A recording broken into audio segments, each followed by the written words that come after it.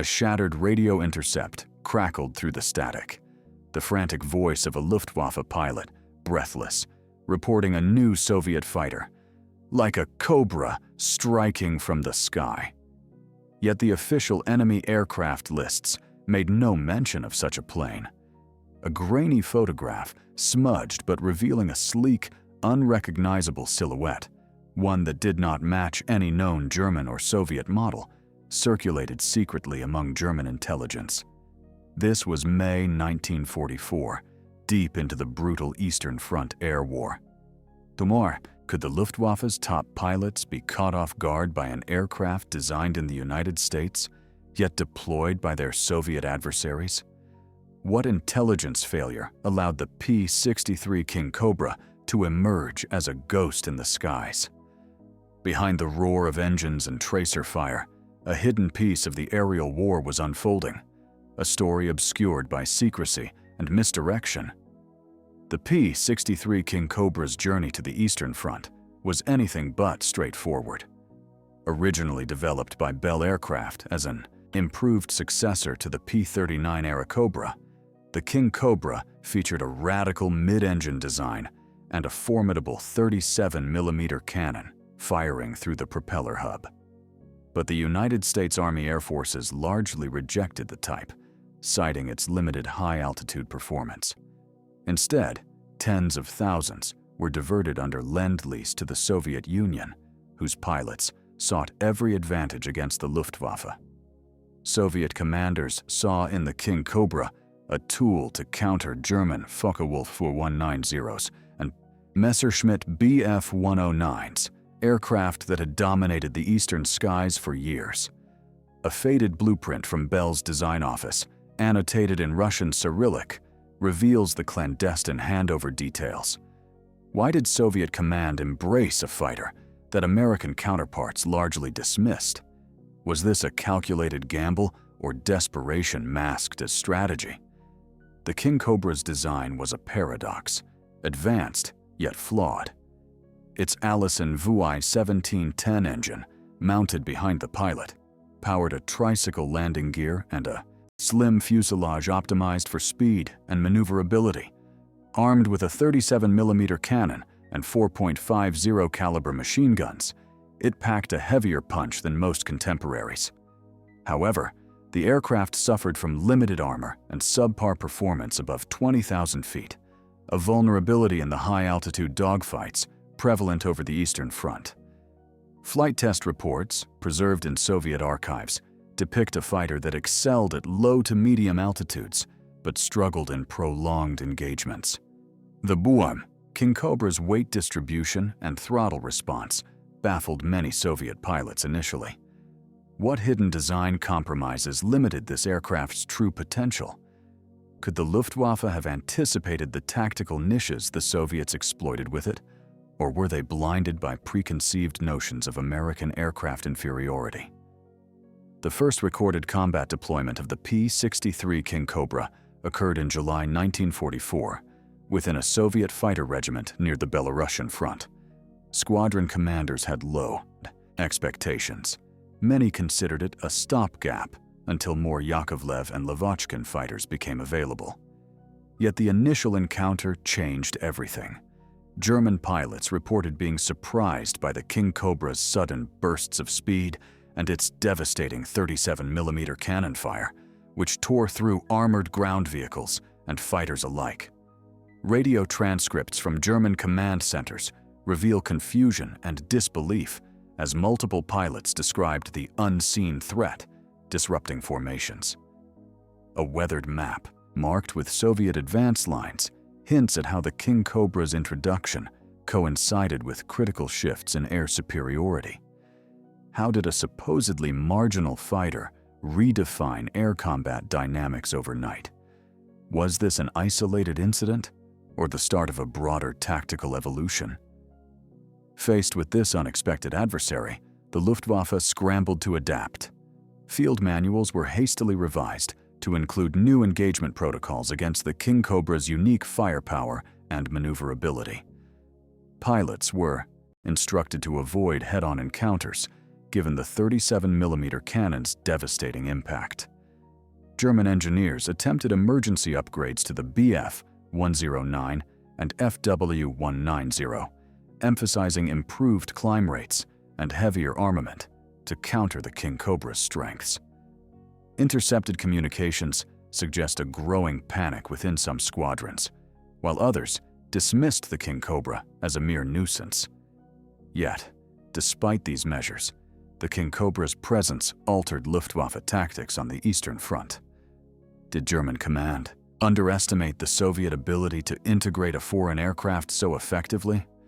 What internal conflicts or resource constraints hindered a more decisive counter? By late 1944, the King Cobra had become a fixture in several Soviet fighter regiments, contributing to the Soviet push westward. However, its impact was uneven. Pilot memoirs recount mechanical failures and logistical challenges that limited its operational tempo. Still, the aircraft's psychological effect on German pilots was undeniable. Reports mention increased caution and disrupted flight patterns. A declassified Soviet operations map, annotated with King Cobra deployment zones, reveals a deliberate strategy to concentrate these fighters where Luftwaffe resistance was strongest. As the Red Army advanced, the King Cobra symbolized a melding of American engineering and Soviet resolve. What does this alliance of technology and tactics reveal about the nature of coalition warfare? Were the King Cobra's successes a glimpse into post-war air combat, or a fleeting anomaly in the vast tapestry of the Eastern Front? Each episode is a document I pull from the dust of the archives. The P-63 King Cobra's story on the Eastern Front challenges assumptions about technology, intelligence, and adaptation in wartime. It was not merely a machine, but a catalyst, exposing gaps in enemy knowledge and reshaping aerial combat in unexpected ways. Share your own stories. Many of you have relatives who lived through that time. And your words help connect personal memory with archival evidence. Stay curious. Subscribe so you don't miss the next episode tomorrow. In the aftermath of the King Cobra's initial shock, a chilling pattern emerged from the wreckage fields and radio logs. German pilots were increasingly reporting encounters with an aircraft that combined both brute firepower and deceptive agility. One intercepted radio message, abruptly cut off by static, described a near-fatal engagement. "For me, the 37mm rounds tore through our wing. It was like facing a flying cannon nest." Eyewitness sketches drawn by squadron commanders depict a sleek fighter, unlike the familiar silhouettes of the Bf-109 or Fw-190, with a distinctive mid-fuselage air intake and a bubble canopy. This visual data puzzled German intelligence officers who had underestimated the presence of US-built fighters on the Eastern Front. How was it possible that these planes operated effectively within the Soviet ranks without earlier detection? Was there a deliberate Soviet effort to mask the King Cobra's deployment, or did German reconnaissance fail at critical junctures? Meanwhile, in Soviet maintenance depots, engineers grappled with the King Cobra's unique mechanical demands.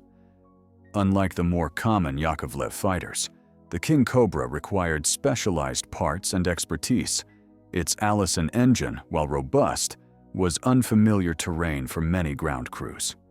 Archival photographs show Soviet mechanics poring over American technical manuals, some pages annotated in hastily scrawled Russian.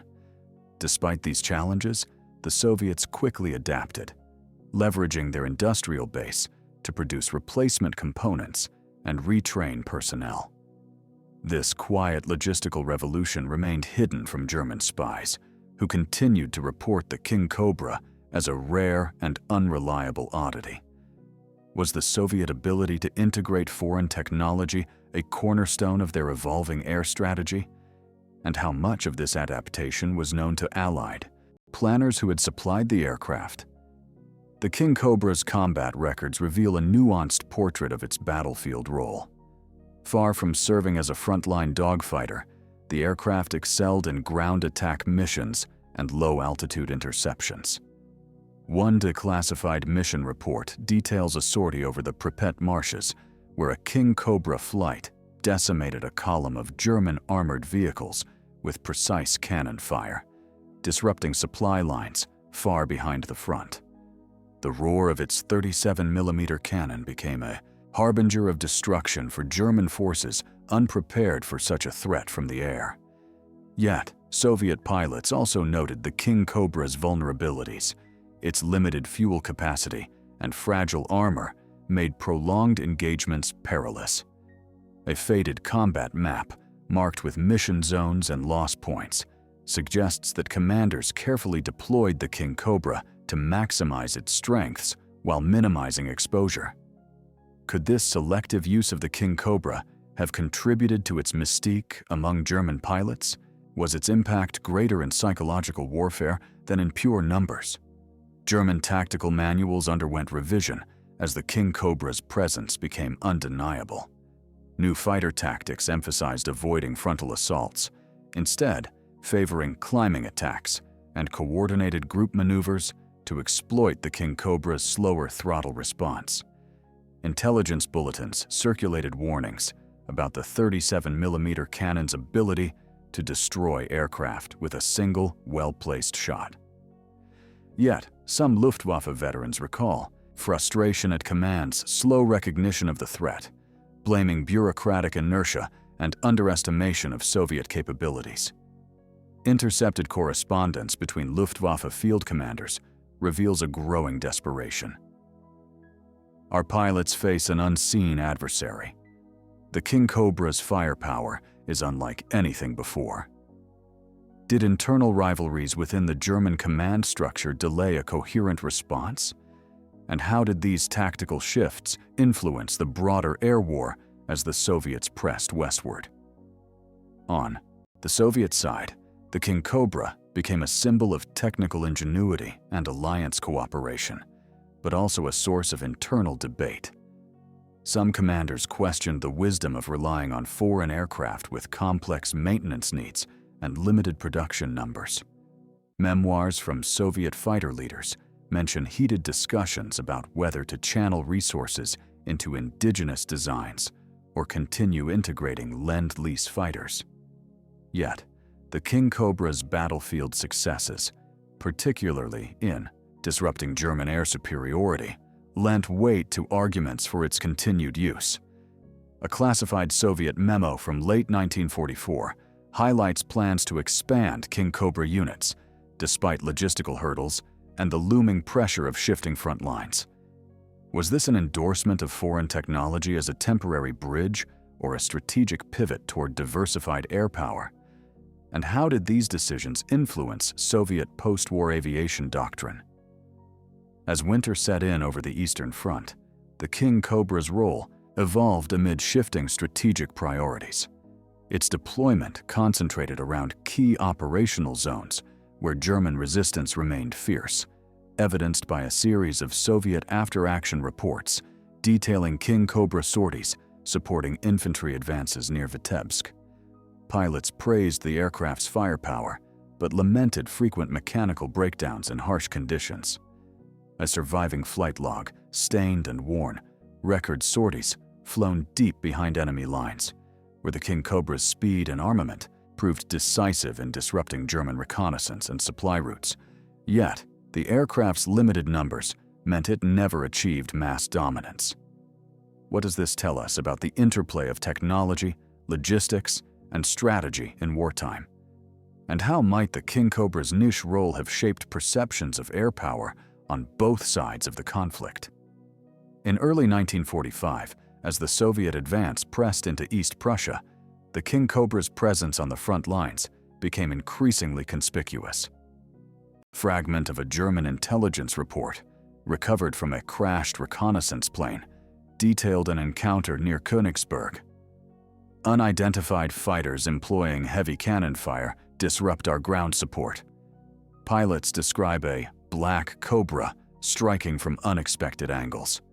The term Black Cobra was reportedly coined by German pilots, a nickname born from both the aircraft's dark camouflage and lethal reputation. Meanwhile, a rare color photograph taken by a Soviet war correspondent shows a King Cobra on a muddy airstrip, its distinctive mid-engine silhouette accentuated by frost. Such images were tightly controlled, their circulation limited even within Soviet ranks. Why was the Soviet command so discreet about showcasing the King Cobra's battlefield role? Was this secrecy meant to conceal its vulnerabilities or to preserve an element of surprise against a wary enemy? Pilot recollections from Soviet archives reveal a complex portrait of the King Cobra's combat utility during this final phase of the war. Many praised the aircraft's devastating 37mm cannon, capable of obliterating armored targets and aircraft alike, but also noted its fragility under intense fire. One veteran pilot's memoir describes a desperate dogfight where his King Cobra, riddled with bullet holes, managed to force a Bf-109 into a crash landing despite severe structural damage. Yet, logistical troubles persisted. Spare parts were scarce, and maintenance crews stretched thin. Photographs of battered King Cobras lined up on frozen airfields tell a story of relentless use and attrition. How did Soviet operational command weigh these risks against the King Cobra's formidable offensive capabilities? And what role did pilot skill and adaptability play in maximizing the aircraft's effectiveness despite its flaws? German counterintelligence efforts intensified in response to the King Cobra's rising threat, evidenced by intercepted communications requesting urgent technical data on the aircraft's capabilities. Luftwaffe engineers scrambled to develop field modifications, including reinforced armor and altered engagement tactics, attempting to blunt the King Cobra's advantage. A secret memo from a Luftwaffe testing unit laments the difficulty in matching the King Cobra's firepower with existing weaponry.